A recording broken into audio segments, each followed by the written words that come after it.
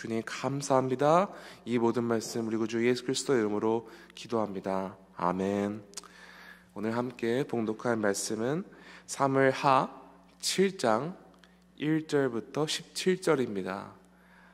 사무엘하 7장 1절부터 17절 말씀 저희 한 절씩 번갈아 가면서 교독하겠습니다. 7장 1절부터 17절입니다. 제가 먼저 읽겠습니다.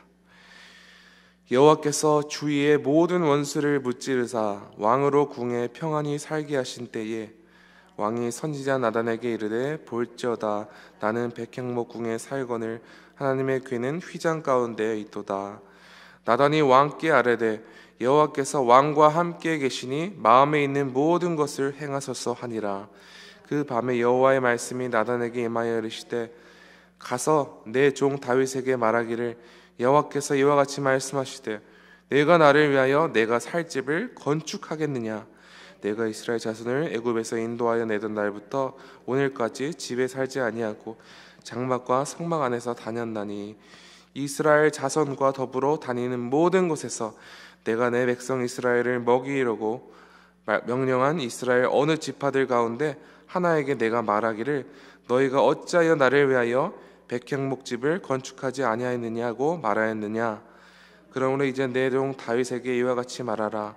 만군의 여호와께서 이와 같이 말씀하시기를 내가 너를 목장 곧 양을 따르는 데에서 데려가가 내 백성 이스라엘의 주권자로 삼고 네가 가는 모든 곳에서 내가 너와 함께 있어 내 모든 원수를 내 앞에서 멸하였은즉 땅에서 위대한 자들의 이름같이 내 이름을 위대하게 만들어 주리라.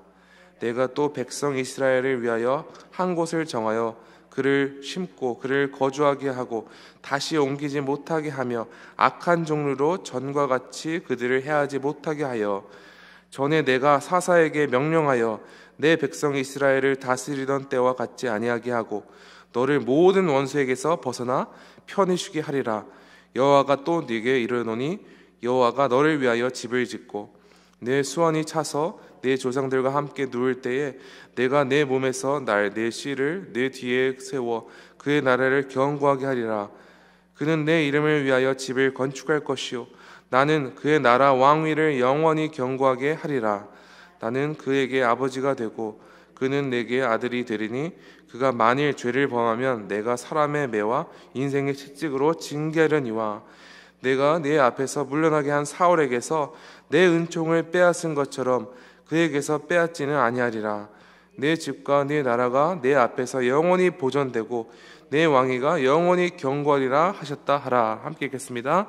나단이 이 모든 말씀들과 이 모든 계시대로 다윗에게 말하니라. 아멘. 하나님의 말씀입니다. 다윗은 진정으로 하나님 마음에 합한 자였습니다. 그는 이스라엘 왕이 되기 전 그리고 왕이 된 후에도 변함없이 자신의 뜻대로 행동하는 사람이 아니었으며 항상 제일 먼저 하나님의 뜻을 구하는 자였습니다. 다윗은 모든 상황 속에서 하나님의 뜻과 의도를 묻고 순종하는 것이 생활화된 사람이었습니다. 사무엘하 5장에서 다윗은 드디어 통합 이스라엘의 왕이 되었으며 그 이후에 하나님의 뜻대로 블레셋 족속에게 빼앗긴 하나님의 궤도 다시 되찾아왔습니다. 그런데 보통 사람 같으면 이렇게 크게 성공하고 훌륭한 업적을 이루었을 때 초심을 잃고 교만하기 마련입니다. 하지만 다윗은 달랐습니다. 하나님을 향한 초심을 잃었던 사울 왕과 달리 교만해져서 자신의 마음대로 결정하고 행동하는 실수를 범하지 않았습니다. 여러분, 그 결정적인 이유가 무엇일까요? 다윗은 자신이 예배하는 대상이 변하지 않았기 때문입니다. 사울은 하나님을 향한 초심을 잃고 오직 자기중심적인 삶을 살아가는 자로 변질되었으나 다윗은 하나님을 향한 그의 중심이 변하지 않았습니다. 오늘 본문은 하나님께서 다윗이 이끄는 이스라엘을 주변 모든 나라로부터 보호하셔서 평안과 안전 그리고 경제적인 번영까지 허락하신 사실이 기록되었습니다. 한마디로 이제 이스라엘은 주변 민족들이 쉽게 볼 나라가 아니었습니다. 두려워해야 할 강대국이 된 것입니다.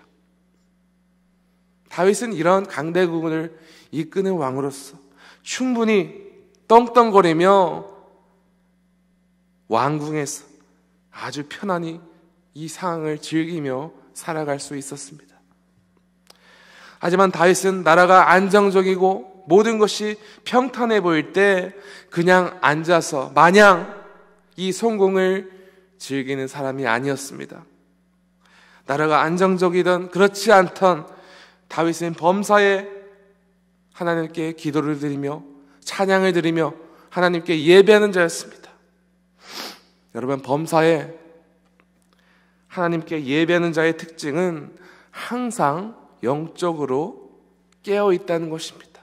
영적으로 항상 깨어있는 사람은 모든 상황 속에서 하나님의 뜻을 헤아리고 하나님의 마음이 무엇인지 고민하며 헤아리는 사람입니다. 이것이 바로 진정한 영성을 갖춘다는 의미입니다. 주님의 백성들은 이 세상에서 어떤 일이 일어나는지 이것에만 관심받고 집중해서는 안 되며 항상 말씀과 기도를 통해서 우리를 향한 주의 뜻, 주의 마음을 깨닫고 헤아리는 일에 힘써야 합니다. 오늘 본문 2절 말씀은 다윗 왕이 얼마나 영적으로 깨어 있었는지를 아주 잘 보여주는 말씀입니다. 왕이 선지자 나단에게 이르되 볼지어다 나는 백향목궁에 살거늘 하나님의 궤는 휘장 가운데 있도다. 다윗은 평소와 같이 기도하며 하나님과 은밀한 교제를 나누는 가운데 이런 생각을 한 것입니다. 나는 이렇게 화려한 궁 안에 살고 있는데 하나님의 법궤는 황녀 때처럼 여전히 장막에 거하고 있구나. 여러분, 이 백향목은 두로왕 히람이 다윗에게 보낸 아주 귀한 나무였습니다. 건축물로 사용되기에 최고급 재료였죠. 다윗은 이 고급 재료로 지어진 궁에 거하고 있는 반면 하나님께서 임재하시는 하나님의 궤, 그 궤가 천막 뒤에 있는 것이 아직도 마음에 걸린 것입니다. 여러분, 만약 다윗이 자신의 성공에 심취하였어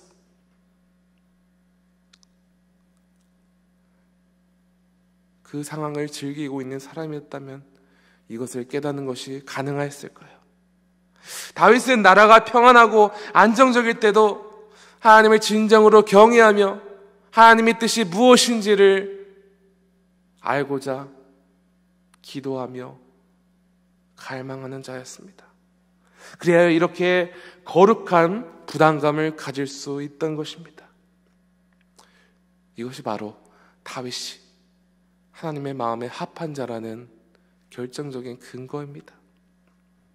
성도 여러분, 다윗처럼 깊은 영성을 가진 그리스도인들은 매일 거룩한 부담감을 가지고 살아가는 사람들입니다.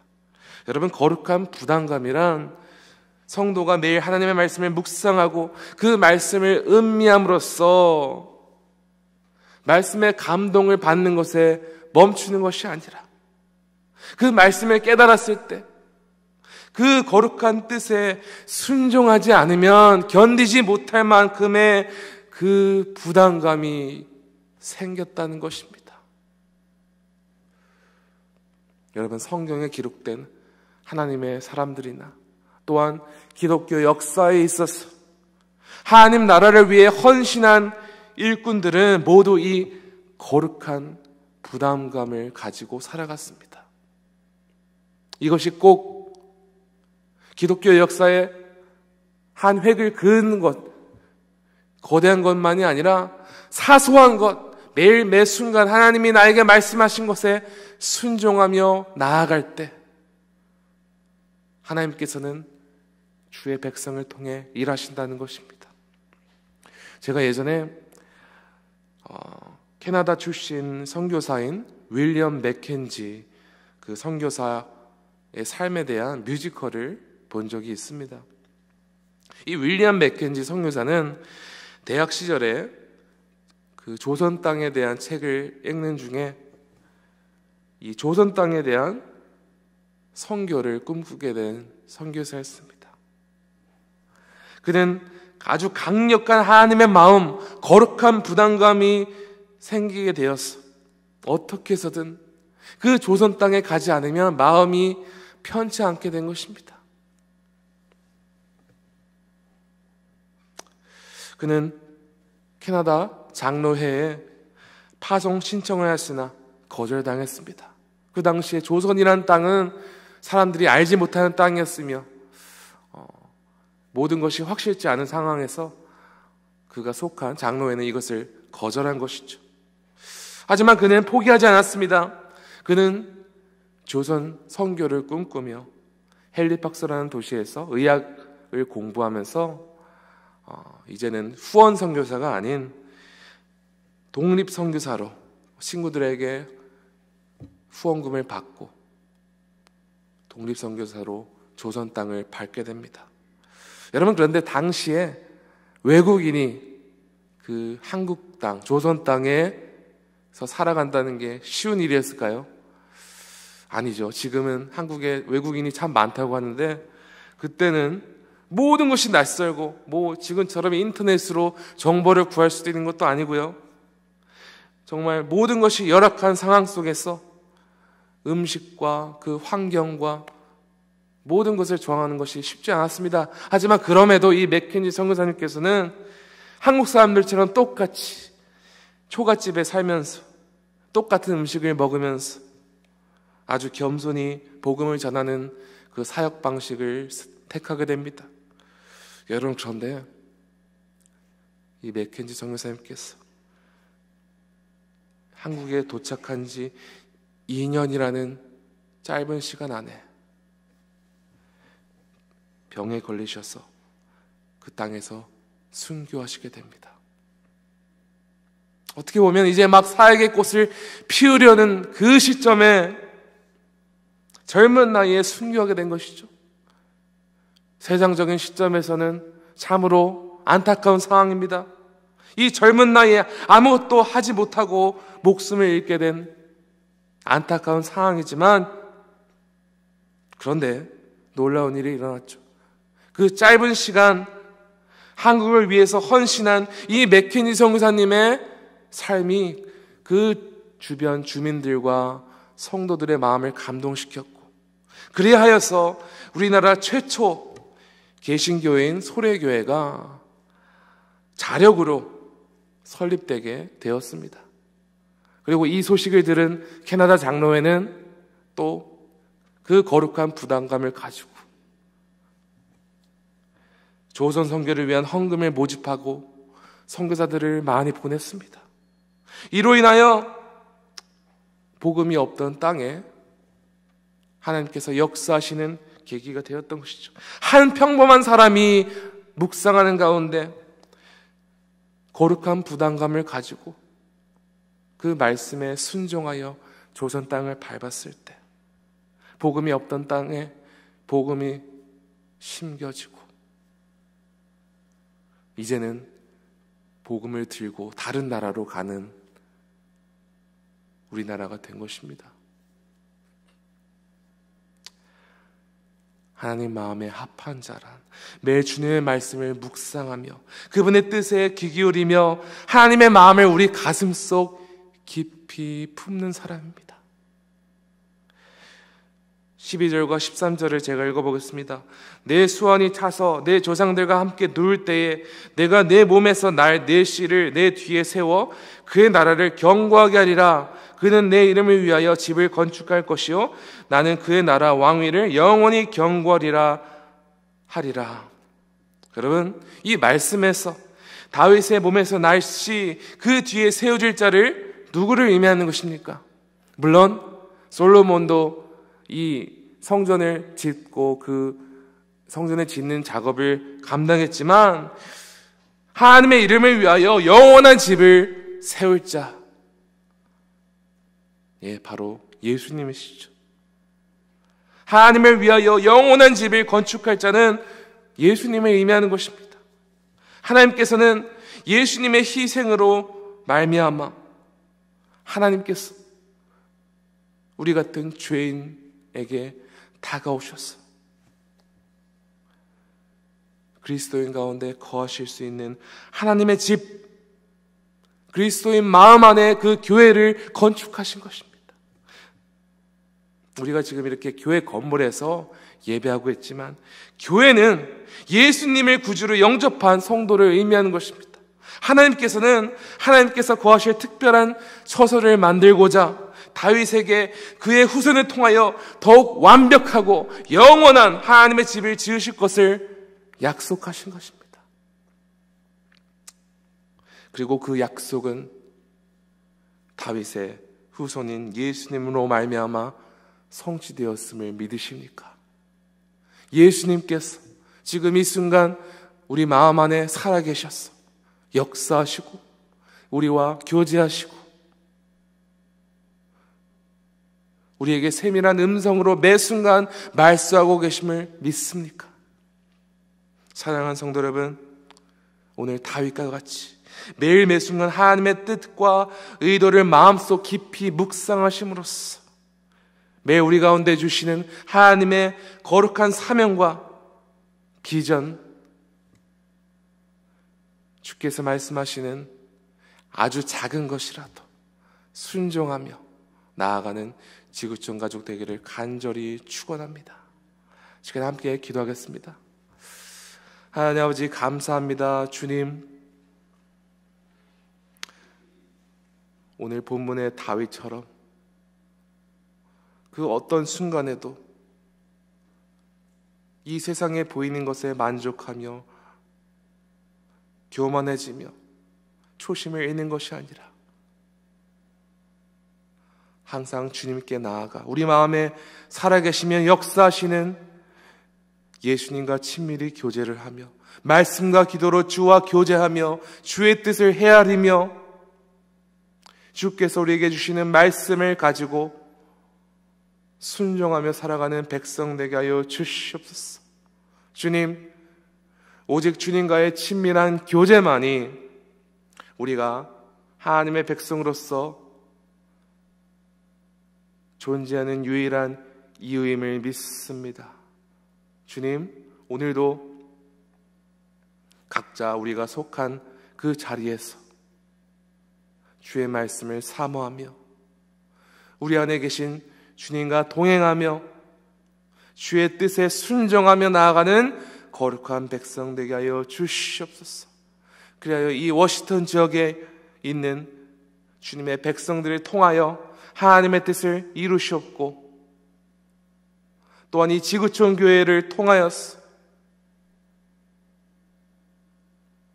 하나님께서 뜻하신 바를 이루시는 역사 있게 하여 주시옵소서. 어느 순간에도 오직 하나님만 신뢰하며 주께서 우리 교회를 통해 우리 자신을 통해 일하시라는 믿음을 가지고 살아가는 지구촌 가족 되게 하여 주시옵소서. 주님, 모든 것 감사드리오며 이 모든 말씀 우리 구주 예수 그리스도 이름으로 기도합니다. 아멘. 하늘에 계신 우리 아버지여, 이름이 거룩히 여김을 받으시오며 나라가 임하시오며 뜻이 하늘에서 이루어진 것 같이 땅에서도 이루어지이다. 오늘 우리에게 일용할 양식을 주시옵고 우리가 우리에게 죄 지은 자를 사하여 준 것 같이 우리 죄를 사하여 주시옵고 우리를 시험에 들게 하지 마시옵고 다만 악에서 구하시옵소서. 나라와 권세와 영광이 아버지께 영원히 있사옵나이다. 아멘. 계속 기도하겠습니다.